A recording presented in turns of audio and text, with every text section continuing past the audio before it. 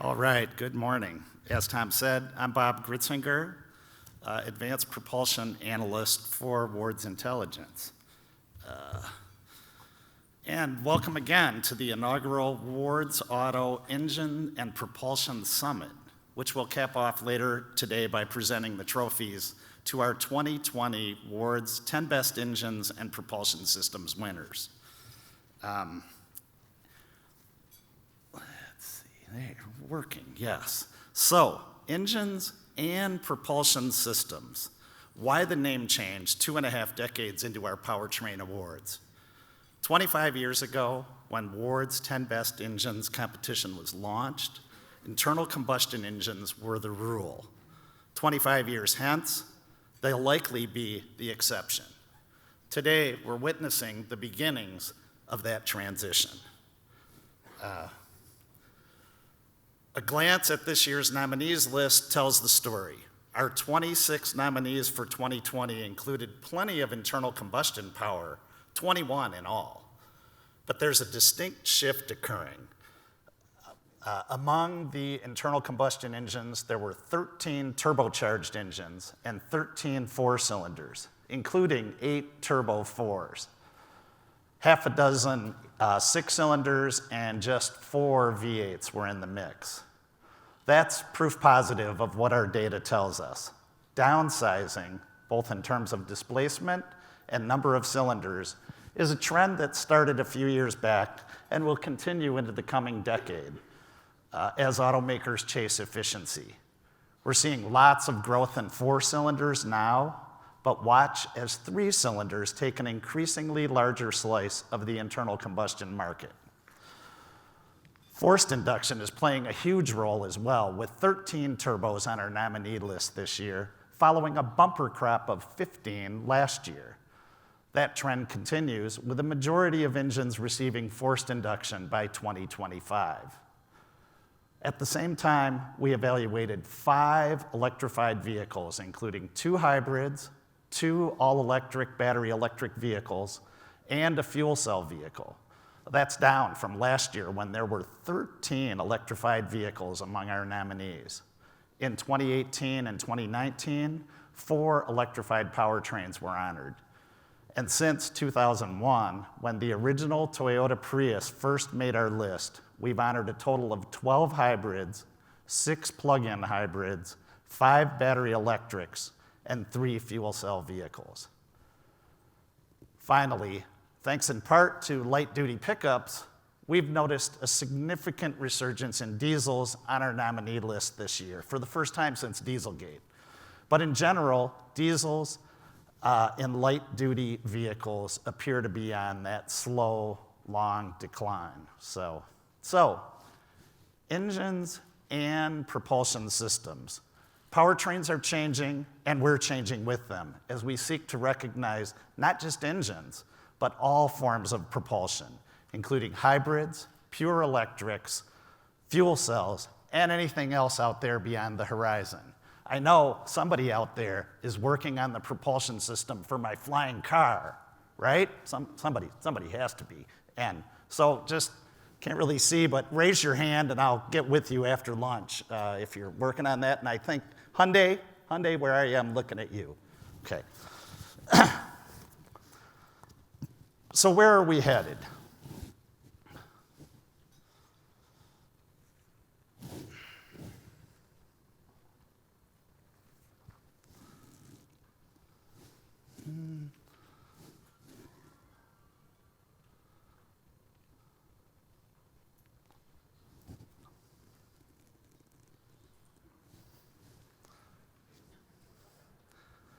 With all the electrified vehicles already on the market or arriving in the next few years, you might think EVs are all that automakers are working on. And based on much of what we hear from engineering teams and powertrain executives, that's not that far off the mark. Companies are investing heavily in electrification, along with other technologies such as self-driving cars and connectivity. That leaves little R&D budget for development of the next generation of internal combustion engines needed to carry us out to 2050, when most forecasters predict we'll all be driving some form of an EV. With a few notable exceptions, clean sheet ICEs just aren't on the drawing boards. Rather, we're seeing incremental improvements to existing engines, as we saw with the 6.2-liter V8 in the new Corvette. Yes, the VET engine is still the familiar, go ahead, sure, yeah, okay. The new Corvette engine, yeah. Yes, the VET engine is still the familiar pushrod small block we've all come to know and love. But by mid-mounting the LT2, engineers were able to boost power through some fairly straightforward intake and exhaust tuning that wasn't possible with the front-mounted engine. Brands are updating existing engines in many ways with new valve train controls, induction systems, and thermal management changes, along with the inevitable hybridization.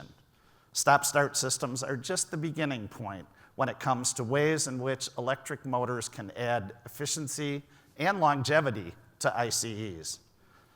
A good example is Mercedes-Benz return to the inline six-cylinder. Mercedes, somewhere? Little applause? No. Made possible, there we go.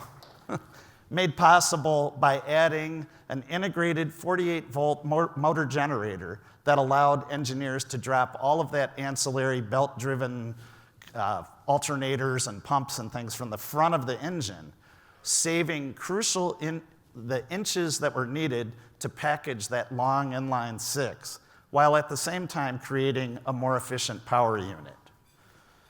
As I said, and you can see them up here, there are a few exceptions to the no clean sheet rule, such as Hyundai's all-new SmartStream engine designs. Hyundai, okay, good, all right, give you a chance. The SmartStream engine designs now arriving on the market. Hyundai's engines feature a bevy of new technologies, most notably variable valve duration control in its 1.6-liter Turbo 4.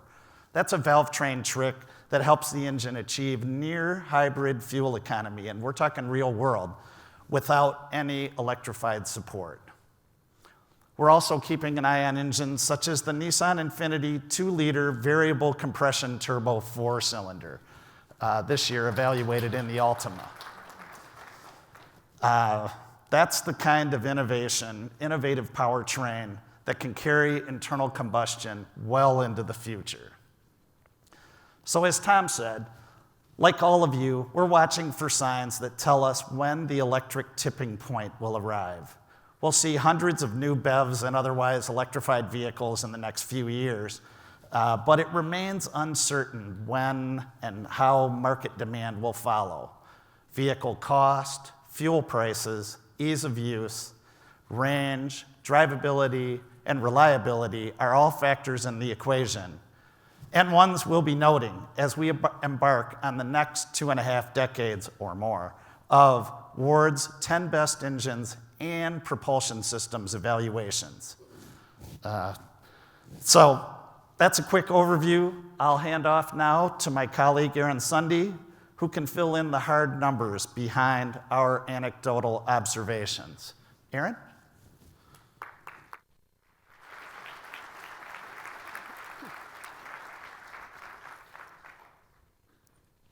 Thanks, Bob. So today I'll be sharing some forecast rates from our forecasting partner, LMC Automotive, starting with some engine trends like engine downsizing and boosting, and then looking at diesel rates. And then moving on to the propulsion system part of our awards, we're going to look at different levels of electrification.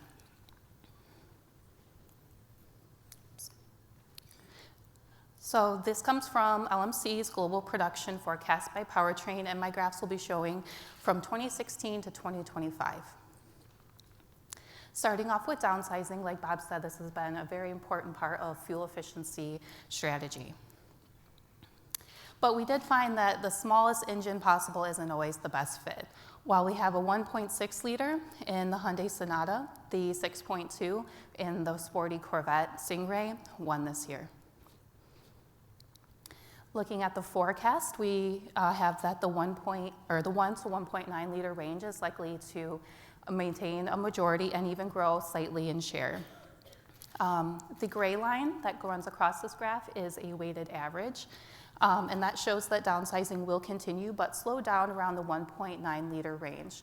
Part of the slowdown is just the fact that there's going to be a practical minimum per vehicle, but the slowdown's likely happening a little bit faster because of the shift from cars to CUVs and other utility vehicles that is happening in pretty much every established market around the world. This shows that weighted average for some key markets. So overall, we have the largest engines in North America, because we tend to have high demand for larger vehicles in general. And notably, we have the greatest amount of downsizing available here. While that is being pushed by fuel economy and CO2 regulations, there's also some other policies that are reducing engine size around the world. For example, in countries like India and Indonesia, there are lower tax rates related to vehicle purchasing and ownership for small engines, and conversely, in countries like Germany, there are greater taxes for larger engines. Looking at engine cylinders is another sign of downsizing. Again, that gray line is on the downturn. Bob mentioned that 3-cylinder engines are going to be growing in share, and we do see a doubling from 2016 to 2015 of light vehicle share, getting to about 20%. And while that is cutting into the share of 4-cylinder engines, those will remain the majority at about 70% of light vehicle sales around the world by 2025. Looking at 6 cylinders specifically, very noteworthy, we had 3 inline 6-cylinder engines win this year. So this graph is the share of just within 6s. We see the inline configuration doubling in share from 2016 to 2025, but the jump really happened in 2020 with a new product entering the market. So share will increase slightly, but will be slightly under 20% by the end of this forecast period. With downsizing, typically comes turbocharging, so we'll look at the rates of forced induction. We had 5 winners this year with a gasoline turbo engine. Looking at the forecast, the naturally aspirated engines will actually become a minority by 2025 based on our estimates. The purple area of this graph is single turbos with twin turbos, superchargers, and combined super and turbo engines being a very small part of the market at the top of this graph. Oops. With the regional view, we have some of the highest rates of turbocharging where we saw the smallest engines, which makes sense. We have the largest penetration of twin turbos in North America. That's that yellowy orange section. And it's just because twin turbos are generally a better matchup for larger engines, which we have a high penetration of in North America. In Europe, there's a high rate of turbocharging because of the small engines and the tough CAFE and CO2 regulations there. But there's also just a general acceptance of turbos in Europe because of the high diesel rates. People understand the turbocharging term and the feel of the drive. Speaking of diesel engines, we had one diesel winner this year in the GMC Sierra.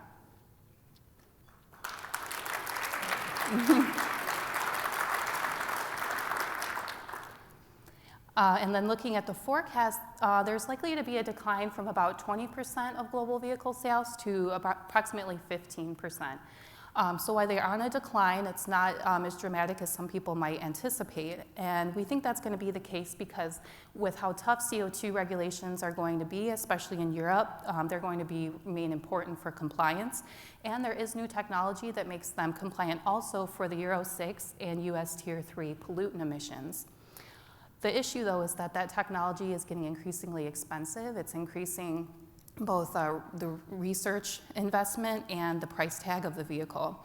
And so that's making some automakers reweigh the cost and benefit of doing so, and some are moving on to gasoline only instead. At a regional view, we have that diesels are going to remain key to the segments of pickups and vans. In Europe, there's some mixed views because there's countries like Germany, which is the largest market in the region, that is a proponent of it, but other countries want to ban them. In North America and China, there are small rates because they are important to the pickups and vans, and we likely won't see a reduction in the share in those regions because electrification is going to be more difficult to get into those bigger segments, and so diesel will remain important. So that wraps up engines, and I'll be moving on to the electric propulsion systems. In this case, we'll be looking from 2019 up to 2030. We had 4 winners that fall into this category this year, ranging from 48-volt mild hybrids to pure battery electrics. Also interesting is the variety of segments that won this year. We have an SUV, a pickup, a sedan, and a small CUV, showing that electrification is really spreading across the fleet. For electrification as a whole, like I said, ranging from 48-volt to battery electric, and also including the small part of fuel cell vehicles. There's going to be a great jump in them up to approximately 50% of the market based on the forecast. And that's because there's concerns over climate change and air quality that are going to be making electrified vehicles necessary for compliance. And while some may argue that either the consumers or infrastructure aren't ready for plug-in cars, automakers are going to have to sell them in increasing quantities. With a regional view, there's a pretty big variation in penetration rates. In North America, we have the forecast based the US rates with a status quo before the midterm review. Following the midterm review, there was a proposal to freeze the levels at 2020, and then an informal agreement to do small incremental increases. And some of the latest comments from Wheeler were that the new regulations might actually be tougher to meet than before. So because there's so much uncertainty in what might be happening in the future, we're just sticking with the status quo level right now for the forecast, because that's likely what automakers are planning for now too. Europe is likely to be the leader in electrification because by 2030, the regulations there are likely to be so tight that they're absolutely necessary for compliance. Well, excuse me, while China's new energy vehicle, or NEV, policy is pushing for dominance of plug-in vehicles, there's a little bit of an issue there because they're pulling back on subsidies and incentives very significantly, and they also likely won't have regulations that are quite as tough as Europe. So while there will be quite significant growth, it's unlikely they'll be the leader by 2030. In the rest of Asia, there are CAFE type of regulations in Japan, South Korea, and India. And other markets like Indonesia, Thailand, and Malaysia have incentive programs to increase plug-in vehicle sales. But there's issues in some of the less established markets, like affordability. People don't have a high enough income to afford expensive plug-in hybrids.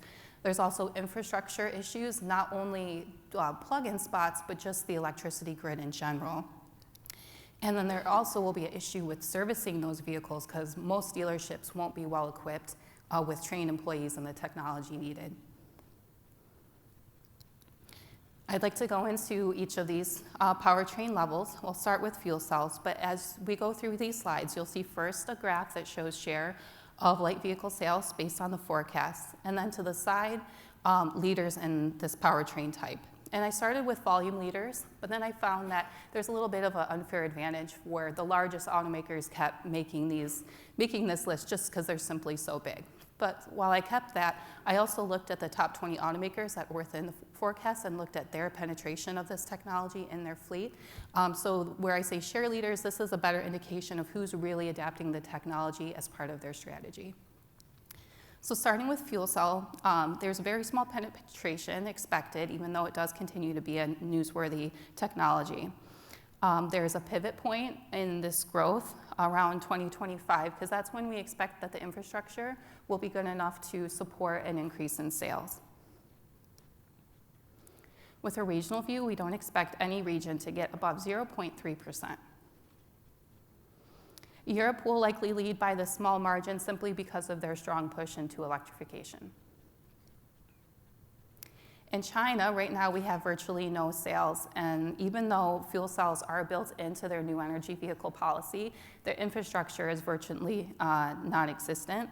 However, the government is doing research into this, so depending on the pacing of that development, this forecast could change.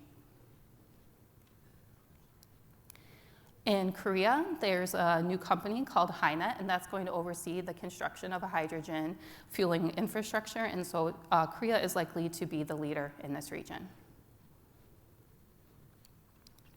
Battery electric vehicles, they are, for most automakers, the ultimate zero emission goal. So this is where we're going to see very big growth, up to approximately 17% of light vehicle sales by 2030. That growth is going to come from consistent push in supply and demand based on regulations and incentives. In North America, we have fairly low rates because BEVs really aren't that necessary for compliance in the regulations that we see now. They're important, but not compared to other regions. Also, we have California's or CARB's regulations, again at a status quo. The current administration wants to revoke their right for their current ZEV program, but CARB and its partnering states are fighting that. And even if they do lose the right, there are other avenues that they have to increase electric vehicle sales. Like I said before, Europe is going to have intense regulations by 2020 or by 2030, and so that's really going to push battery electric sales. We expect to see pretty fast growth within just the next couple years because there's going to be a big introduction of battery electric vehicles from well-established and well-respected brands. Beyond just the tax break types of incentives that we see in many countries around the globe, there's also scrappage incentives in Europe that help move people from inefficient ICE-only vehicles into a battery electric. China is expected to have pretty significant growth soon because they opened up to foreign NEV automakers and battery suppliers. In China, they also have a fuel consumption regulation, and the dual credit policy I mentioned here goes with the credits earned from their NEV program can actually be filtered back into the fuel consumption regulations to help with compliance. And so since those NEV or NEV models can help with two of the regulations there, they're especially important for the automakers.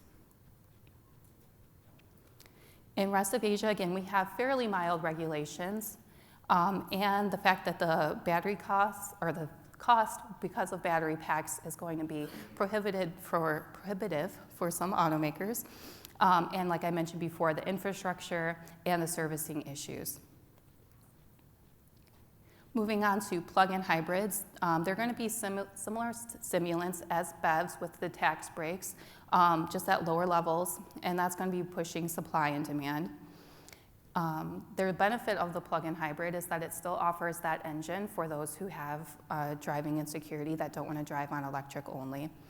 But on the topic of electric range, we expect to see that to increase fairly significantly over our forecast period for some reasons that I'll touch on as we go through the regional view. For example, in the US, CARB's ZEV program offers a greater number of compliance credits for higher range of electric driving. In Europe, since moving to the WLTP test cycle, which is more accurate than the previous tests, the electric range has decreased, and that has made some plug-in hybrids not applicable for incentives. And those types of incentives are going to be really important for a competitive advantage. In China, just like CARB, there's a greater number of credits available for higher electric range. Moving on to hybrids. Hybrid technology is still going to see pretty considerable use in larger vehicles, and that's because the large battery packs needed to propel a large vehicle can be cost prohibitive for some. And while they will remain a bridge into getting into higher electrification, as we'll see soon, most automakers are going to be using milder hybridization instead. For North America, we have a pretty high rate relative to some of the others, and that's because of the use in pickups and SUVs. In China, even though they're not currently built into the new energy vehicle policy, there's likely to be a revision that will count them as low consumption vehicles and be able to earn a small amount of credits, likely a half of one. In the rest of Asia, there's a very high rate, and that's because the leaders in hybrid technology are Japanese companies, and they've had a history of influencing the mainstream and developing high demand for these vehicles. And also, they're more affordable than battery pack-filled vehicles. Lastly, moving on to mild hybrids. These are going to be the biggest stepping stone into high electrification, likely going to over 20% of light vehicle sales by 2030. We expect to see the structure of these move from a P0 to a P2 over the forecast period, but fairly gradually. In North America, once again, relatively high penetration can come from pickups and SUVs where electrification lags. In Europe, again, they're very important for the overall electrification push, but there's also a program in Europe called the bonus-malus incentive that affects the vehicle price based on CO2 emissions, and that can ultimately make a 48-volt vehicle cheaper than its ICE-only alternative. In China, again, not part of the NEV program, but could likely be included as the low fuel consumption vehicle and earn a small amount of credits. And in the rest of Asia, we expect a low penetration because of the high acceptance of the higher electrified full hybrid instead. So to wrap things up and review what I've covered, downsizing is slowing down in a big part because of that practical limit, but also the shift in segments, and also automakers just not wanting to pour resources into figuring out how to get the smallest engines when they could be putting that money into electrification. Turbocharging is becoming mainstream alongside with the downsizing, but also just in general, it'll become the majority application among vehicles. And while diesels are on the decline, they're not going to die out completely because they really do have their place in certain markets and in certain segments. With battery electric vehicles, they are the ultimate zero emission goal and will be one of the biggest growers alongside 48 volt. While hybridized ICEs, they will remain necessary for years, especially in certain markets where battery electric vehicles don't really have a place. Since 48 volt does offer the best cost benefit solution for most automakers, that's going to have the biggest electrified share until full electrification is possible.